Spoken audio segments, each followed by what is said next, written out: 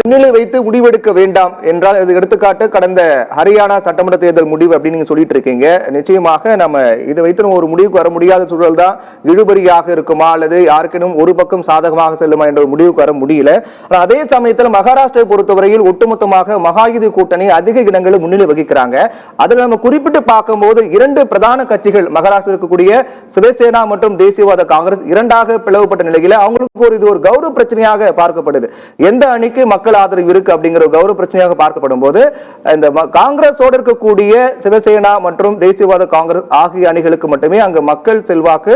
பாஜகவோடு இருக்கக்கூடிய அந்த இரண்டு கட்சிகளை ஒப்பிட்டு பார்க்கும்போது காங்கிரஸோடு இருக்கக்கூடிய இரண்டு கட்சிகளுக்கு தான் அதிகமாக இருக்கு அப்படின்னு நம்ம பார்க்கலாம் இந்த முடிவுகள் அடிப்படையில்.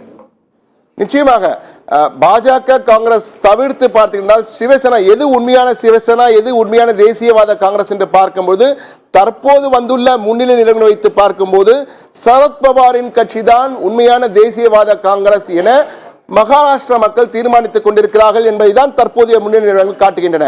அதேபோல் உண்மையான சிவசேனா உத்தவ் தாக்கரே பின்னணியில் உள்ள சிவசேனா தான் உண்மையான சிவசேனா என்பதை காட்டும் வகையில் தான் அங்கிருந்து வரும் முடிவுகள் தெரிகின்றன. ஆனால் இவை அனைத்துமே ஏற்கனவே கூறியது போல முதற்கட்ட முன்னிலை நிலவரங்கள். இவற்றை வைத்து நாம் முடிவு செய்யக்கூடாது. இன்னும் சில சுற்றுகள் 3-4 சுற்றுகள் சென்ற பிறகுதான் நமக்கு ஓரளவு சரியான பாதை எப்படி செல்கிறது, இந்த போக்கு எப்படி இருக்கு நம்மளால் அறிந்து கொள்ள முடியும். தற்போது மிக முக்கியமான செய்திகள் வந்திருக்கிறது.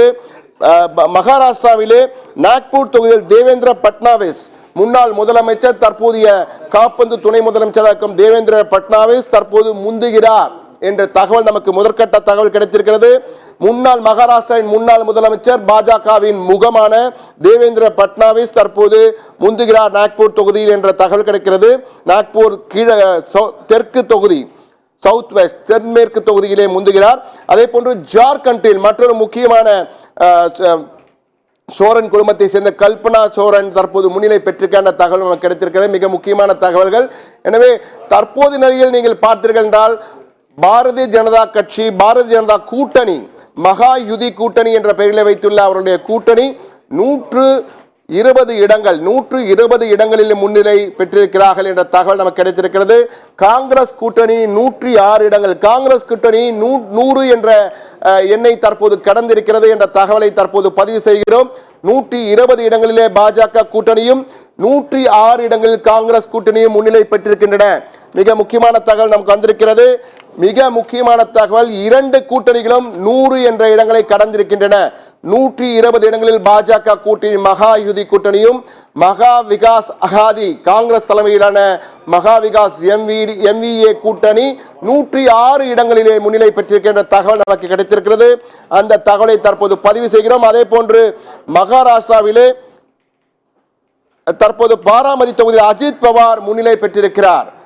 அஜித் பவார் அதாவது தற்போது பாஜகவுடன் கூட்டணியில் உள்ள அஜித் பவார் தேசியவாத காங்கிரஸ் தலைவரான அஜித் பவார் பாராமதி தொகுதியிலே முன்னிலை பெற்றிருக்கிறார். இது அவர்களுடைய மிக வலுவான தொகுதி. அந்த தொகுதியில் அவர் முன்னிலை பெற்றிருக்கிற தகவல் கிடைத்திருக்கிறது. அந்த தகவலை தற்போது நாம் கொடுத்திருக்கிறோம்.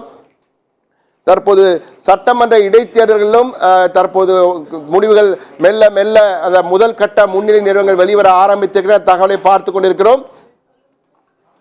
மகாயுதி கூட்டணி தற்போது முந்தினாலும் MVA கூட்டணி பின்னாலேயே ஓடிக்கொண்டிருக்கிறது. எனவே திருப்பு முனை எப்போது வரும், திருப்பங்களில் எந்த மாற்றங்கள் நடைபெறும் என்பதை பொறுத்திருந்தான் பார்க்க வேண்டும். எது எப்படி இருப்பினும் தற்போது நிலையிலே பாஜக கூட்டணி முன்னிலை பெற்றிருக்கிறது என்ற தகவல். காங்கிரஸ் கூட்டணி தொடர்ந்து பின்னாலேயே வந்து கொண்டிருக்கிறார்கள்.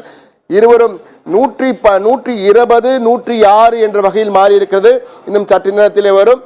தற்போது வயநாடு முன்னிலை நிறுவனங்கள் 7000 வாக்குகள் பெற்று கிட்டத்தட்ட 7000 வாக்குகள் வித்தியாசத்திலே முன்னிலை பெற்றிருக்கிறார். தபால் வாக்குகள் முடிவில் தபால் வாக்குகள் எண்ணப்பட்டு முடிந்திருக்கின்றன. அதிலே 7000 வாக்குகள் பெற்று 7000 வாக்குகள் வித்தியாசத்தில் பிரியங்கா காந்தி வயநாட்டு நாடாளுமன்ற தொகுதியிலே முன்னிலை பெற்றிருக்கிறார். அவருக்கு அடுத்தபடியாக பாரதிய ஜனதாவின் நவ்யா வெறும் 54 வாக்குகள் தான் பெற்றிருக்கிறார். என்றால் அவ்வளவு வாக்குகள் தான் தபால் வாக்குகள் இருக்கின்றன.